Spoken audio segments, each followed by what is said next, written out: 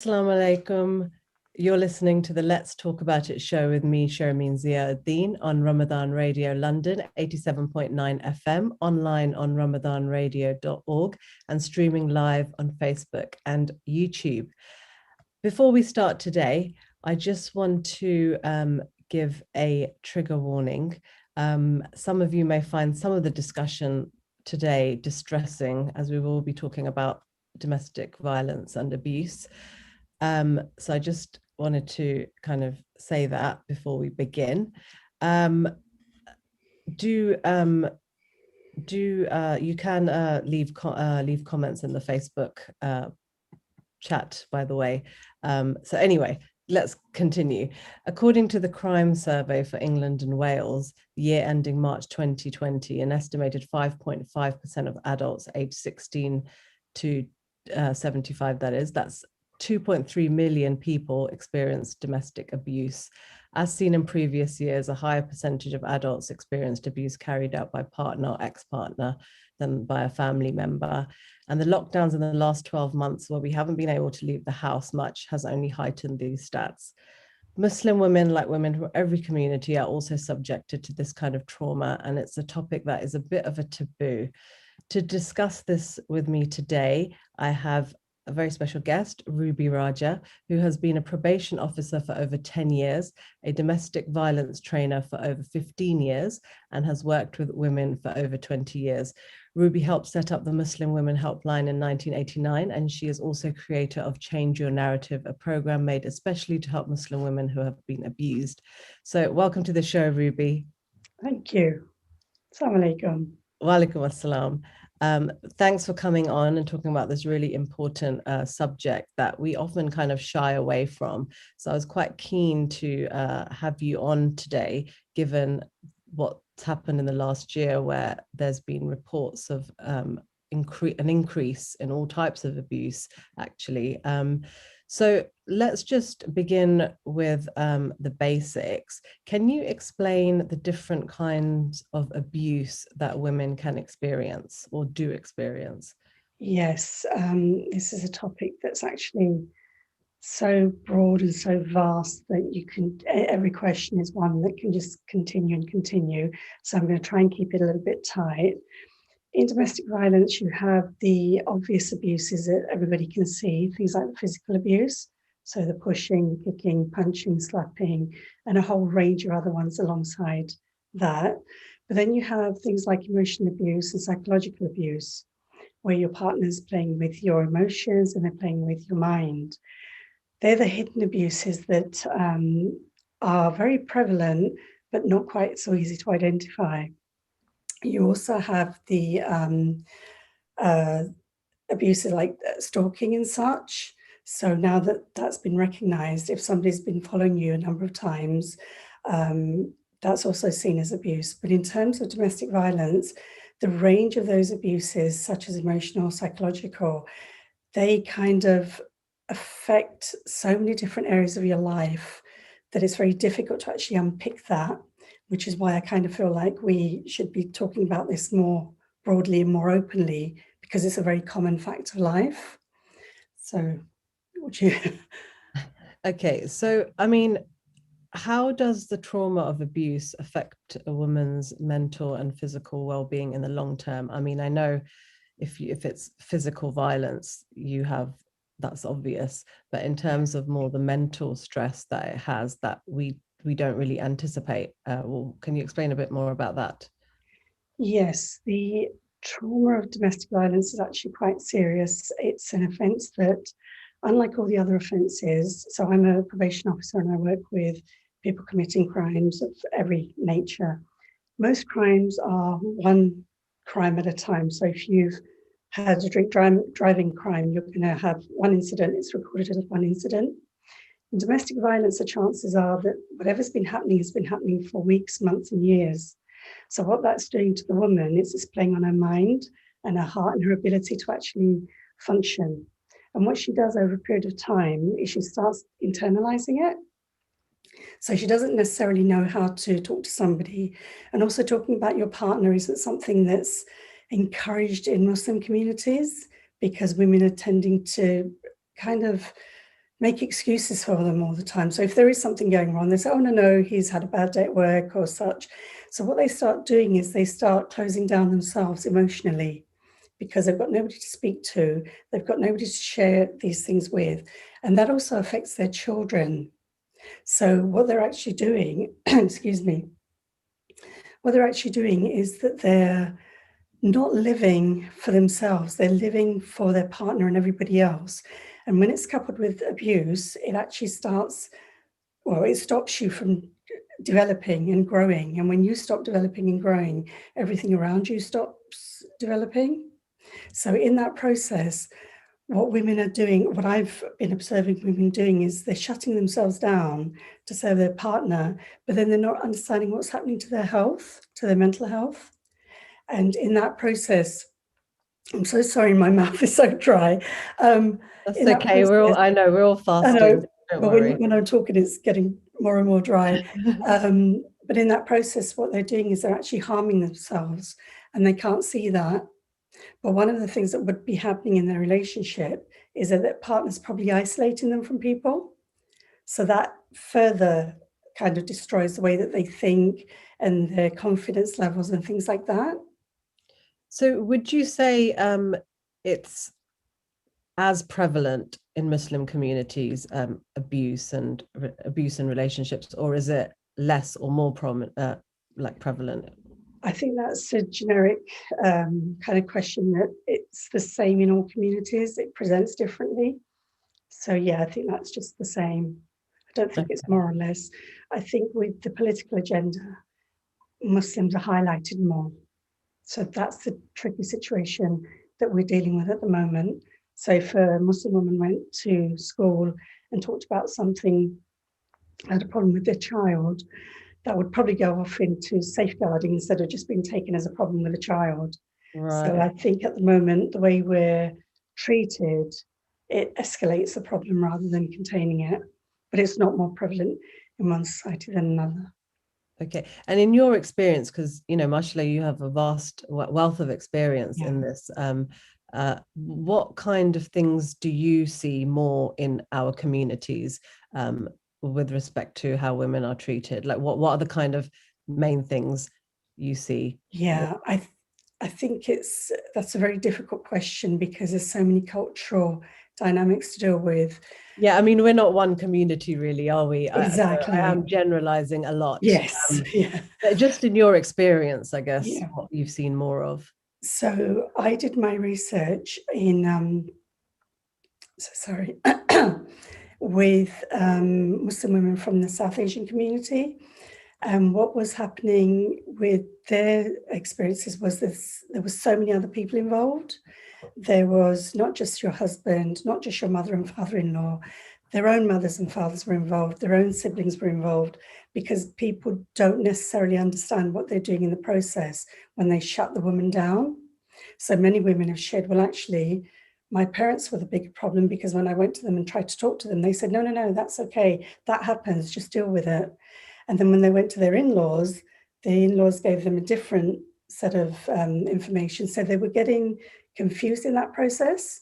So when they found me, they were able to discuss the issues. We were able to bring them to the table and find out what the woman was feeling, what she needed, how she needed to do what she needed to do. So I think that there are too many players. So what we call in domestic violence, multiple domestic violence perpetrators. So normally you have one offender, one, whether it's a partner, whether it's a ex-lover or something like that in the West. With the South Asian communities particularly, there are a lot of players involved, and it becomes complicated to figure out who is on your side and who isn't, because you have to save face in the community and things like that. Yeah, I think that's one of the biggest issues that we face, isn't it? Saving face. And yes, in Urdu, they say "log kya kahenge." That is like the detriment of our community, actually. But obviously, even in all communities, it's not something you share or want to tell people about, that you're going through something like this. So it's not, this particular topic isn't exclusive to just Muslims trying to keep it under wraps. But yeah, we definitely have, in certain communities, we have issues whereby parents or in-laws are not helpful and they will try and brush it under the carpet and just hope for the best and just hope it goes away and not really address the problem. So that is definitely an issue. How you mentioned earlier about affects everybody around, affects your children. How does like affects it can, if you're being abused, say mentally by your husband, and you're pregnant, it's true that children in the womb can experience this as well, right? Absolutely, and that's why I did the program that I've developed. What happens when it starts in pregnancy is the baby actually knows what's going on. There's actually research that confirms that. And I've been watching women for a very long time now. And when you watch them going through the pregnancy and see what they're going through on a normal basis anyway, which is difficult, what's happening to the baby is the baby recognizes when the mum's being abused, because that's basically the first voices and the first heartbeat that baby hears. So what they recognize is when abuser comes in the room or comes near the mother, the baby stops moving. So what the baby's actually learning, what the baby's actually learning is fear. So as it's developing, and as you can imagine, there's so many different stages of development, that baby is continually shutting down when mum's being harmed. So people take this quite lightly that, you know, she knows how to take care of it because she's been abused, or she knows how to respond to him. She's had it so many times before. And under normal circumstances, I would argue the same point. But when it comes to pregnancy, the damage is very, very serious and is very long term. So by the time the child is actually being born, it's being born with all those things attached to its natural, like inner system, DNA, if you like. So the baby comes out having that kind of response. When the mum then becomes the mum, because she's still dealing with domestic violence, the way that she parents is affected because that attachment doesn't grow. So again, there's research that actually informs that mum's attachment with the child in a domestic violence situation does get affected and impacted and can lead to more serious problems as a child is growing. But certainly in the beginning stages, I've watched babies, and there's almost like like you have freeze and flight in how you manage the babies are actually born with that. And if the mother can't attend to the baby properly, so if she can't give the child 100% attention, the baby loses again, because as you know, at the beginning, when you have a child, you're around them 24/7. In domestic violence relationships, often the man wants the attention all to himself. So if the baby's crying, they want you to leave the baby crying and take care of their needs. It's actually quite common. I didn't realize that until 20 years ago when I became more involved. So what happens is, instead of the baby crying, being taken care of, relaxing, going to sleep and learning that cycle, the baby doesn't know when they're going to get the attention they need. And when they're getting the attention, mum is taking care of the business at the time. So if they need to be changed or if they need to be fed, but it's done like a chore. And I'm sure, I think you're a mother yourself, you know that when your child needs more time, you give them that extra 10, 20, 30 minutes. And if they're crying, you just hold them. Women with abusive relationships don't have that time or that privilege. And they don't often know, mums often don't know that they're not responding to the baby's needs because they're so busy managing everything else. That's really tragic. And it is. Given your work as a probation officer, have you been able to identify that there's, you know, people in custody and young people who and their background is of broken homes and mothers being abused? Yeah, that's the sad part of it, that when it gets missed at the early stages, at the baby and childhood stage, it kind of manifests into other things, and people forget that there was domestic violence at the beginning. And when you forget that, the diagnosis becomes something completely different, into a mental health issue, rather than being connected to domestic violence and needing a certain attention or a certain kind of treatment or a regular person in your life. So when I've worked with offenders, I've got a lot of domestic violence offenders on my caseload, and They've been offending a lot more since COVID. So we have a lot more instances, a lot more police work, a lot more, we have to bring them in more to see them, to make sure that we've got all the things in place for the victims and the children. But when you look at young offenders, you know, they go into substance misuse, they start hanging out with gangs and such. Most of that is trying to replace the bad experiences at home with something resembling a family. And even with the drugs and alcohol, when they use that, they're trying to deaden their pain. And what happens within our community is I sadly had the misfortune of attending what I thought was going to be a very productive meeting. And there were a number of leaders from the Muslim communities. And I was so excited. I thought, oh my gosh, I'm going to do all this work. When we went there and when we were talking about the offenders, the Muslim offenders that were either in custody, the young offenders too, when they talked about the offenders coming out, all they could talk about is how they do this good work by taking them to the masjid and doing the prayer and helping them do one work and another in terms of being good Muslim kids, but nobody was listening or talking to them about the problem. So as they eliminate that problem and don't recognize, you know, if you're using drugs, why are you using drugs? There's always a reason. There's very few people that just do it recreationally, and the ones that do, don't do it to the point where it's an issue. And with our children, unfortunately, so many of them are using drugs and alcohol to cope now and going to gangs because they're trying to fill a massive void. And we're not listening. We, the adults, the Muslim adults, we don't seem to be able to hear them. Because when we do hear them, we go, okay, you told me, don't tell anybody else. You know, every mechanism of pushing it aside, we're using that without realizing when they then end up married, they take that into their relationship.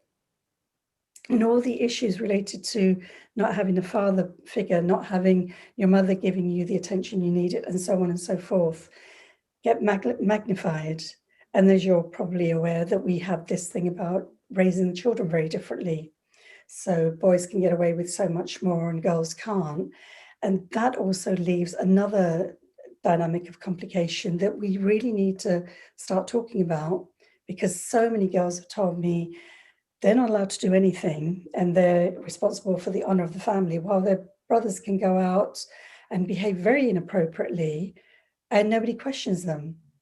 So this, as far as I'm concerned, goes all the way back to what's happening at home, and maybe generationally, because it's not a new thing. It's been happening for centuries, I would imagine. And I'm certainly trying to break that cycle. So, I mean, you raised lots of really good points. I mean, I would like to think that sort of the next generation of parents, so like my generation, I guess, are trying to bring up our children, you know, equally in that respect. When I say equally, I mean that having the same kind of restrictions, or just, you know, teaching your son, for example, to do domestic chores and, you know, that kind of thing. And I think that is true. So I think things are changing, but nonetheless, there is that sort of mentality that we have in South Asian community and other communities, that kind of boys, we don't want them to, but they do get away with a lot more, and that is something that needs to change. I'm not sure how that would change it. I guess the onus is on parents to consciously be aware of that. I think it's not just on parents, I think it's on us as a collective society, because the more I've become involved, obviously I've been in this for over 12 years in terms of probation and criminal justice, but in terms of my work with women over the past 2 or 3 decades, I've been listening to women telling me that, oh, you know, I raised my children the same. And as I've watched them, I've thought, no, you don't. Because without knowing it, you're trained to, for example, a son coming home from university, there are many women who will say, you know, come and sit here, let me give you a massage, let me do. You wouldn't do that with your daughter. If she came back from university and she was tired, you'd probably say, okay, go and take a nap and then come down here and let's do something. You know, there's such clear divides in how we do that. So I think as a society, we need to be collectively challenging each other. And when guys behave as they do, we should be saying, you know, why are you doing that? Which part of Islam allows you to behave like that? Because the Quran that I've read doesn't allow the boys to do anything differently to the girls. the responsibility ultimately of your haya, your honor, your dignity is the same. And then boys often will say, I've had it said to me, boys will describe girls and say, oh, she's so loose, she dresses like this, and did you see her clothes, and did you see, you could see whichever part of her body. And I listened to it and let him give me the entire story. I totally agree with him the whole way through. And then at the end, when I ask him, so what does Islam teach you? What are your responsibilities? And they're looking at me like, you know, I'm the guy. And when I, you know, just simply add in, as far as my understanding goes, Islamically, you're supposed to lower your eyes. If you lowered your eyes in that instance, you wouldn't see the girl that's dressed the way that you don't like, that you are now calling every name that's inappropriate, and you're not allowed to. That's not our entitlement. Yeah, and it's actually the verse in the Quran is for men to lower their gaze first before it is for women. So, but yeah, unfortunately, a lot of people don't really take that on board. Would you say those sort of cultural stereotypes are prevalent in all the South Asian ethnicities? So Pakistani, Bengali, Indian, I think kind of the same. It's not just the ethnic communities, it's actually universal. Right. Across Western communities, whether they're English white, American white. I've done a lot of work with a lot of different communities. Everyone seems to have the same behaviors. It's how they're managed and what they're allowed to get away with. So what I found with our Muslim boys, when I've actually raised those issues, the ones that didn't know, who listened tentatively, were almost shocked and was like, oh, I didn't know that. So it really is about letting them know, well, how can you behave like this and justify calling yourself a Muslim? Because Islam doesn't allow that, but they haven't been taught that side. They've been taught culturally, you're a guy, it doesn't matter what you do, you're a guy. So a lot of the families that we're talking about are raised with the fact that if you're a guy, whatever you say in the home is acceptable. And actually that's not quite right. You have a lot of duties within that. You get that status because you fulfill your duties. But if you don't know them, how can you fulfill them? So it's an educational journey that will go with us to our graves, really. Yeah, very good point.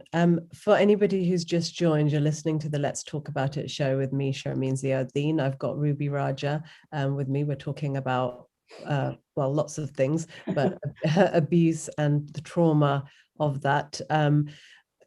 It's on, you can listen to us live on Ramadan Radio London 87.9 FM or online on ramadanradio.org, and we're streaming on Facebook and YouTube as well.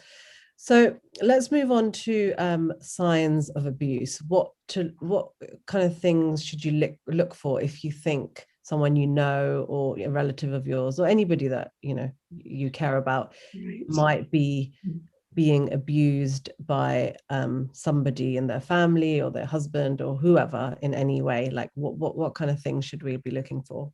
Right, so that kind of becomes really complicated when you focus in on the South Asian communities, because women are often raised to be obedient and to take more. So when, as we said earlier, that if they complain about something, the first thing that's said is, it's okay, that'll happen, it'll pass, it'll change. So because we're trained to continually accept much more than maybe our hosts in the local community are trained to, I think it's a lot more difficult to actually see the signs. But I would say the obvious signs are when they're kind of detaching from relationships. So they're present, but they're not. So, you and I are interacting, that I'm involved in this. You're speaking to me, I'm speaking to you. But they're speaking and that there's no emotion there. So they're quite removed from what's going on around them. They often start isolating from things that they used to do. So whether they're hanging out with friends or whether they're calling you once a week, all those things are slowly changing. Their persona is changing. So their personality is changing quite a lot over a period of time. And it'll almost get to like a shutdown point, because when a man ends up isolating and controlling to that level, it's much easier to start policing yourself, which is what they've started doing. So they've started doing what the husband has been wanting them to do all along, but because they can't verbalize it, they're slowly drifting into their own little cocoon. So they would be the signs that I've seen in Muslim communities. And when I've spoken to the women that I've done the research with, they also identify and say, you know, when I look back, I couldn't recognize the person I was. But at the time, if you'd said to me, is there a problem? I would have fought you tooth and nail that no, everything's fine. What's your problem? What are you trying to do? Because when you get the recognition and the understanding of who you are and what you're doing and what you feel, and you know you have that entitlement, you transform internally. And when you transform internally, it shows outside. So there's kind of, it's almost like a slow death sometimes, but there's very much a detachment. Yeah. It's really hard when somebody is on the defensive, and as you said, that's generally what happens because Yeah. they don't want to admit or just come to terms with what's actually happening to them. So do you think there's men who don't realize that they're being abused? Obviously, if you're being physically violent, that's pretty obvious and they know what they're doing. But in terms of mental abuse, verbal abuse, do you think there are men who don't realize how much damage they're causing? I mean, they definitely don't know how much damage they're causing, but do they realize that they're even crossing a line? I think they want to believe that they're not crossing a line, but I think it's very, well, I don't think, I know it's deliberate. You don't behave like this without a reason and without a purpose. And that purpose ultimately is power and control. Because the only reason I would talk down to you is to assert my power. I wouldn't do it otherwise. So there's always a reason behind what you're doing. So as many men may say that, oh, I didn't realize I was doing this or doing that, that's not at all true. It's a very controlled tactic. There's been so much research done over the last 20, 30 years that to even think that really is kind of stand back and realize that's a danger zone. That's a red flag. Whoever's thinking or buying into that, you're in very slippery territory. So no, I don't think any man that is abusing their partner doesn't know. Whether it's part of the cultural acceptance that I can talk to my partner like this or do what I'm doing, that's a whole different kind of ball game.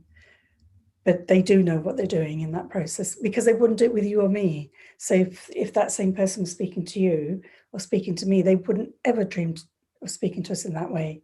And that's probably how to measure that.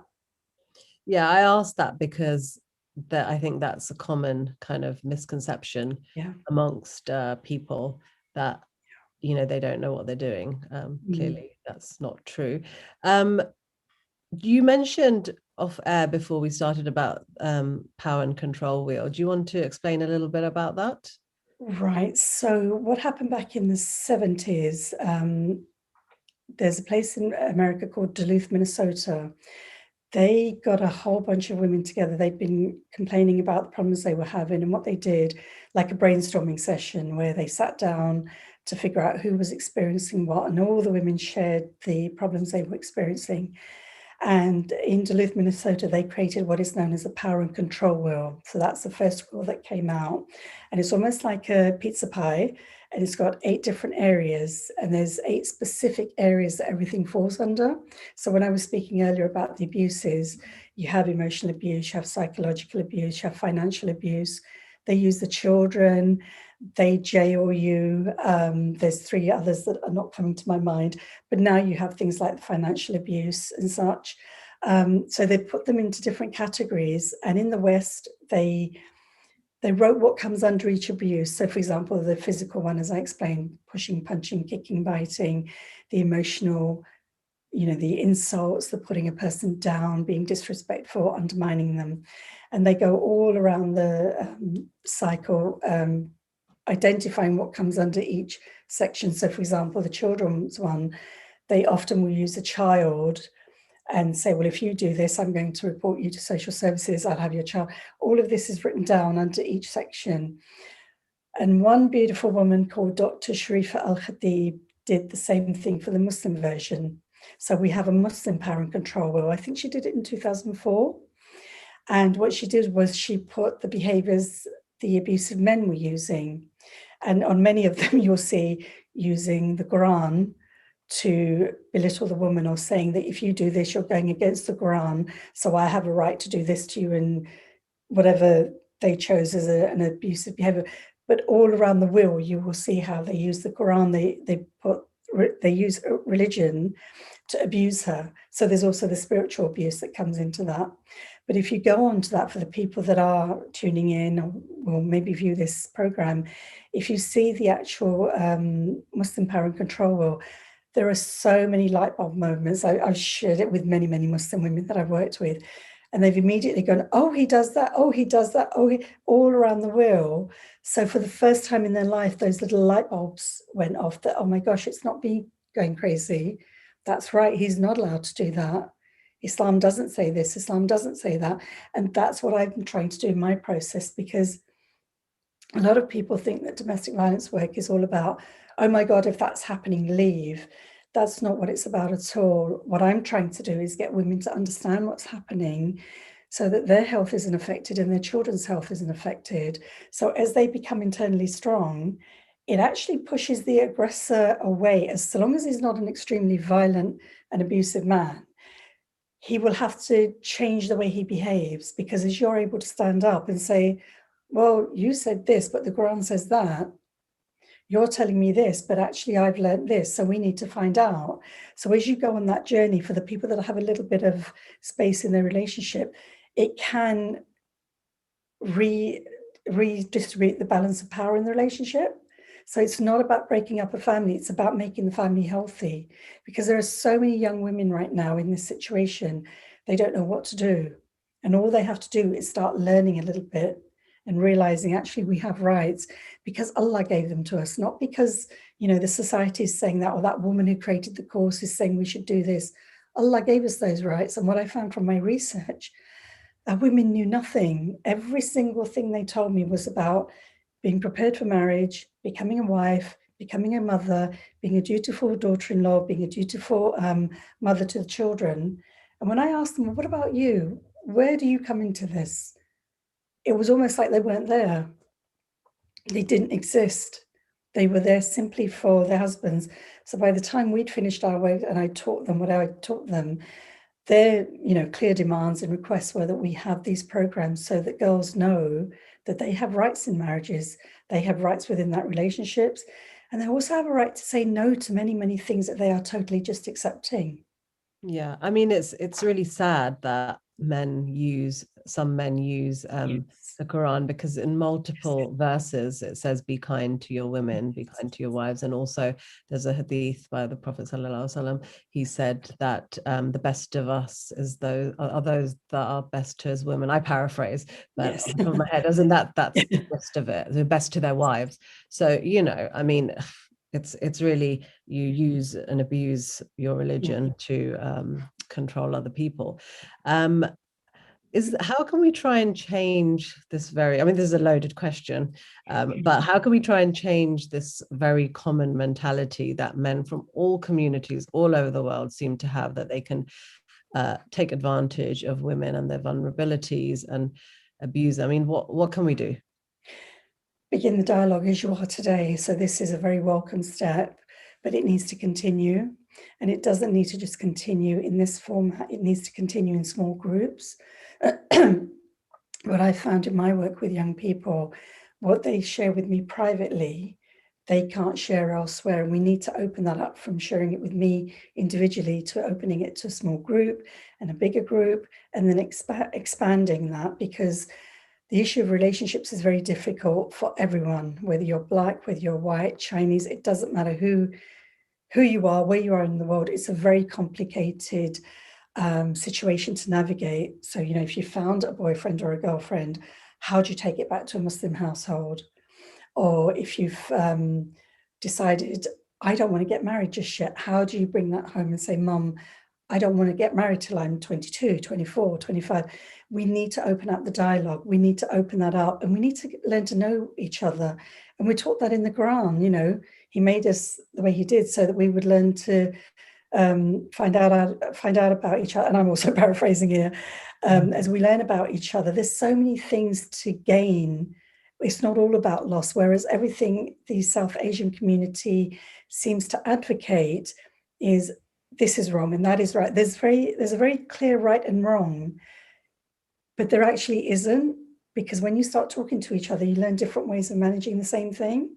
So as we start talking to our young children, they will actually share very personal things. So with me, I have a lot of young people that will tell me, well, you know what, Ruby, I fancy that guy. And when I say, well, what does that mean? It's just, I really like him. And it's very innocent, and they're not allowed to kind of explore their feelings and what's safe and what's not. And everything isn't haram. Yes, maybe it's not encouraged, but if they like somebody, well, maybe that might be the person that they'll marry. But we close down doors without realizing, stopping a relationship that might happen, that might be really good, from happening, because we have all these roles that, no, you need to marry from your country, or you need to marry from your family, or whichever channel we have. Children here in the West aren't buying into that as much, but the boys are allowed to marry elsewhere. The girls aren't. So I'm not sure what the situation is now, but there were so many girls in their 30s and 40s who were not married because they weren't allowed to marry outside of whatever their caste and such was, whereas the boys had married at 18, 19 and 20, and at the latest 24, 25. So I think we need to continue the dialogue and have a series of events and series of workshops that just continue, so that people can start sharing and letting what's inside rise to the surface, so that they can actually validate their own feelings and know that they're okay and healthy. I think a recurring theme, what I'm hearing, is really about how you bring up children, and it all comes down to your home and your the relationship between the parents and between the parents and the children, and how and you know, letting go of a lot of cultural norms that are actually detrimental to youth, and they're nothing to do with Islam. They're basically just traditions that hold little value, really. And you know, but people don't want to let go, even young people, you know, even parents who are in their 40s, 50s, and have, you know, teenagers or children of getting of the age of marriage. They're still quite like, oh, I want, you know, they still have their like cultural things about who they want their children to marry. And I mean, obviously everybody has preferences, that's natural, but it's about enforcing those and not letting your children grow. And I think, yeah, nurturing that relationship with your children is, you know, seems to be really important.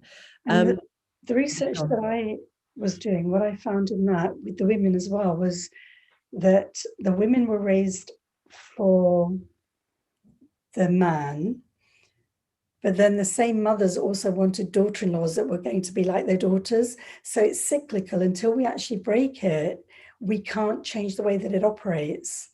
So unfortunately, what I was seeing was the woman always seemed to be owned by somebody.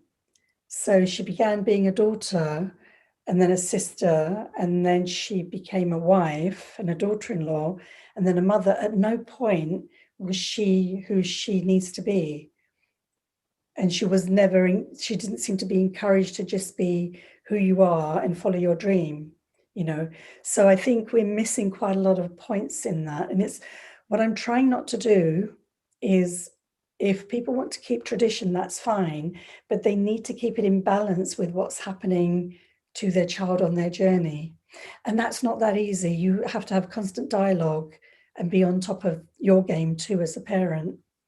Sorry, I thought that would be useful. Yeah, no, 100% agree with you. I did a show about parenting, and that basically what the conclusion was, that you need to be ahead of the game. You need to know what's out there. You need to basically know what your children are into and what they want to do. You know, it's a given, but we get so caught up in everything else around parenting, about activities and academics and schooling and, you know, universities and grades. We forget about the actual relationship with the child. It's hard. It's not easy being a parent in the 21st century, that's for sure. Okay, so where can women go for help if they recognize that, okay, this is not right, I can't cope anymore? What can they do? Right. So the first place that I would suggest, and on a program like this, there's a helpline. It's the National Domestic Violence Helpline. And if you call that number, first of all, it's confidential. Secondly, they will be able to put you in touch or get you the resources or information that you need wherever you are in the country. So there are many hostels and there are many services.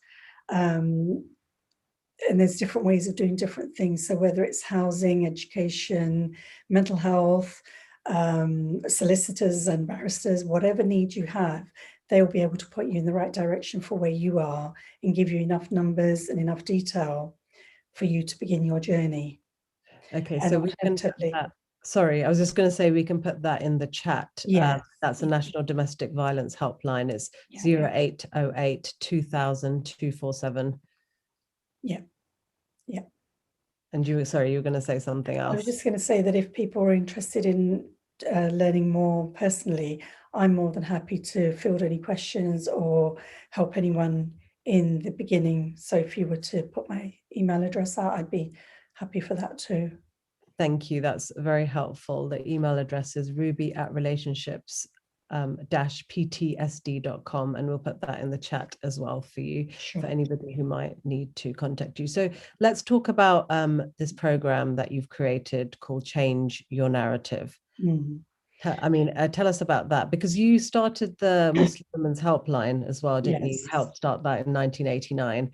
So, well, that's just slightly different thing, but I'm sure it's all linked, isn't it? Yes. I developed Change Your Narrative really because of the babies, because when I saw what was happening to babies before they were born, I thought we need to have something out there that can address the parent and the child and the family and begin breaking that cycle. So what I've actually created, I think, is a map out of a maze.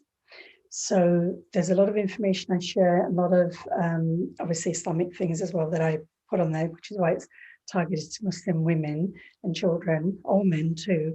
But as you learn how to figure out who you are in the process, you're able to strengthen yourself too, and then you make the choices as to what you want to do.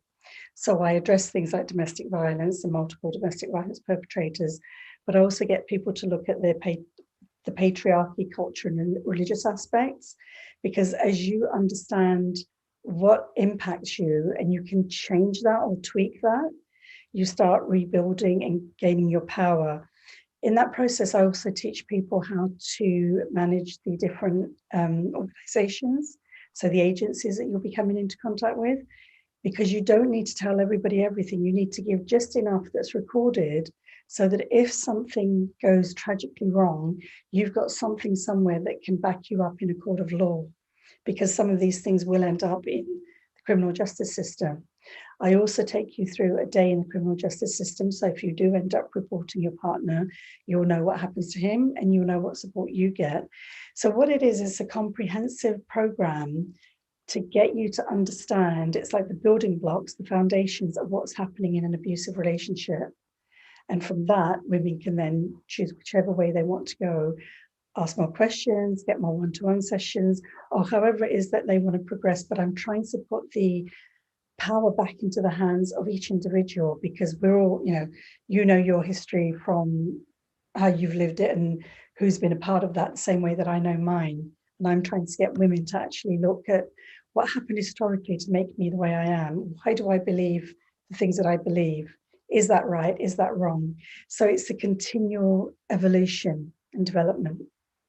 Okay, so they can get in touch with you with the email address, or is there any website that is not ready yet, you were saying? Or my website's not up yet. Yes, okay.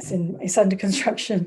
Okay, yeah. That's okay. So anybody who wants help with something or wants to actually do the course, you can email Ruby on her email address.